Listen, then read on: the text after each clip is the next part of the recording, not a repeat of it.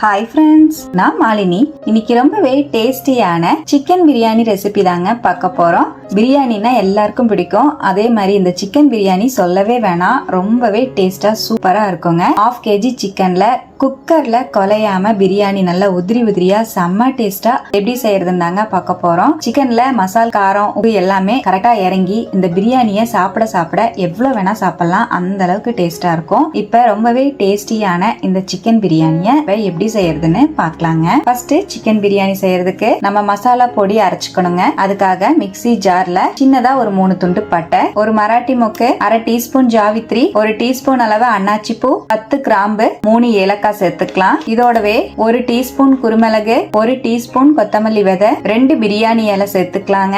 இது எல்லாத்தையும் நல்லா நைஸா பவுடர் பண்ணி எடுத்துட்டு வந்துடலாம். பாருங்க, நம்ம பிரியாணிக்கு மசால் பொடி ரெடி ஆயிடுச்சு.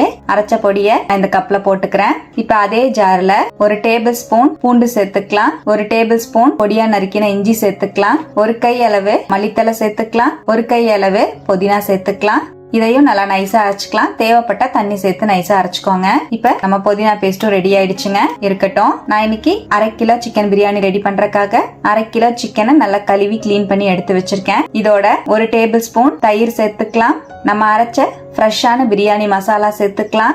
1/2 லெமன் ஜூஸ் ஆட் பண்ணிக்கலாம். நல்லா மிக்ஸ் பண்ணி விட்டுக்கலாங்க.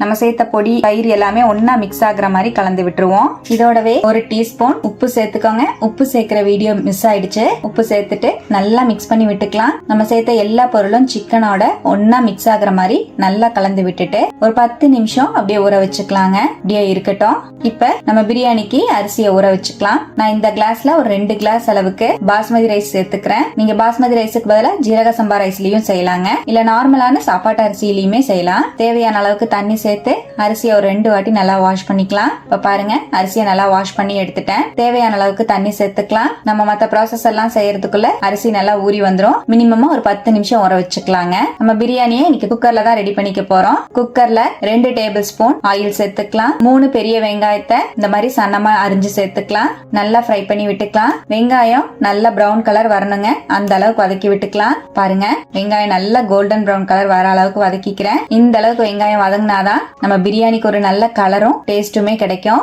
வெங்காயத்தை நல்லா வதக்கியாச்சு. இதோடவே நம்ம அரைச்சு வச்சிருக்கிற கிரீன் பேஸ்ட் ஆட் பண்ணிக்கலாம். நல்லா கலந்து விட்டுறலாங்க. நல்லா சுருள வதக்கிக்கோங்க. பாருங்க, ஒரு 2 ல இருந்து 3 நிமிஷம் நல்லா சுருள வதக்கிட்டேன். மீடியம் ஃபிளேமுக்கும் ஹை ஃபிளேமுக்கும் மாத்தி மாத்தி வச்சு நல்லா வதக்கி விட்டுட்டு இதுலயே 3 மீடியம் சைஸ் தக்காளி பழத்தை சன்னமா அரிஞ்சு சேர்த்துக்கலாம். நல்லா வதக்கிக்கலாம். தக்காளியையும் சேர்த்து நல்லா வதக்கிக்கிறேன். இப்ப நல்லா வதக்கிட்டேன். இந்த அளவுக்கு தக்காளியை நல்லா வதக்கிட்டு இதோடவே நம்ம மேரினேட் பண்ணி வச்சிருக்கிற சிக்கனை சேர்த்துக்கலாங்க.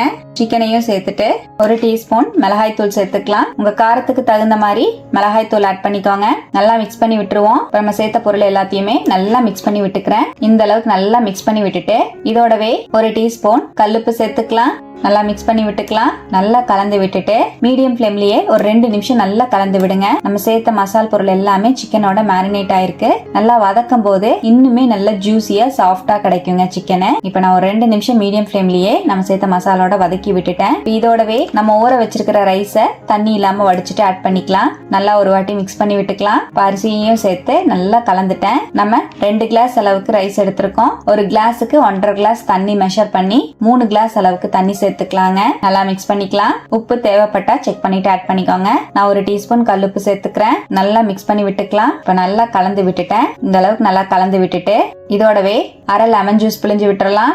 நல்லா மிக்ஸ் பண்ணிக்கலாம். தண்ணி நல்லா இந்த அளவுக்கு கொதி வந்ததுக்கு அப்புறம் குக்கர் மூடி போட்டு மீடியம் ஃபிளேம்லயே ஒரு விசில் விட்டு இறக்கிக்கலாங்க. அவ்வளவுதான், கம கமன்னு வீடே மணக்கிற மாதிரி செம்மையான சிக்கன் பிரியாணி நான் ஒரு விசில் விட்டு இறக்கிட்டேங்க. நல்லா சூப்பரா வந்திருக்கு. நல்ல செம்ம வாசமா இருக்குங்க. குக்கர் ஓபன் பண்ண போது மெதுவா அப்படியே கலந்து விட்டுக்கலாம். சூடா இருக்கும் போது ரொம்ப அதிகமா கரண்டியை போட்டு கலக்க வேண்டாம். நம்ம குக்கர்ல செஞ்சிருக்கிறனால ரொம்ப அதிகமா கலந்து விட்டுட்டீங்கன்னா டக்குன்னு அரிசி ஒன்னோட ஒன்னு ஒட்டிக்கும், இல்லைன்னா உடஞ்சு போயிடும். நல்லா இந்த மாதிரி மெதுவா எடுத்து விட்டுட்டு இதை அப்படியே நான் வேற ஒரு பிளேட்டுக்கு மாத்திக்கிறேங்க. இப்ப பிரியாணியை வேற ஒரு பிளேட்டுக்கு நான் மாத்தி வச்சுட்டேன். கொஞ்ச நேரத்திலேயே இந்த மாதிரி பண்ணும்போது நமக்கு அந்த சூட்டோட சூடா ரொம்ப அரிசி வெந்து போகாம குழஞ்சு போகாம இருக்கும். நல்லா உதிரி உதிரியா சூப்பரா இருக்கும். இப்ப பாருங்க, குக்கர்ல தான் நம்ம பிரியாணி செஞ்சிருக்கோம். எவ்வளவு சாஃப்டா எவ்வளவு உதிரி உதிரியா வந்திருக்குன்னு. செம டேஸ்டியான சிக்கன் பிரியாணிய இதே போல போல குக்கர்ல குலையாம நீங்களும் ட்ரை பண்ணி பாருங்க. சூப்பரான டேஸ்ட்ல இருக்குங்க. ட்ரை பண்ணி பார்த்துட்டு எப்படி வந்ததுன்னு கமெண்ட்லயும் மறக்காம ஷேர் பண்ணுங்க. நார்மலா நம்ம பிரியாணில சிக்கன் போடும்போது உப்பு காரம் எல்லாம் இறங்கி இருக்காது. நார்மலா நம்ம சிக்கன் பிரியாணில சிக்கன் சாப்பிடுறத விடவே இந்த மாதிரி செஞ்சு சாப்பிட்டு பாருங்க. செம்ம டேஸ்டா சூப்பரா இருக்குங்க. ட்ரை பண்ணி பார்த்துட்டு எப்படி வந்ததுன்னு கமெண்ட்ல மறக்காம என் கூட ஷேர் பண்ணிக்கோங்க. நம்ம சேனலை இப்பதான் ஃபர்ஸ்ட் டைம் பாக்குறீங்கன்னா சப்ஸ்கிரைப் பண்ணிக்கோங்க. பக்கத்துல இருக்கிற பெல் ஐகானை பிரஸ் பண்ணி வச்சுக்கோங்க. லைக் பண்ணிக்கோங்க. ஃப்ரெண்ட்ஸ் அண்ட் ஃபேமிலியோட ஷேர் பண்ண மறந்துடாதீங்க ஃப்ரெண்ட்ஸ். தேங்க்யூ.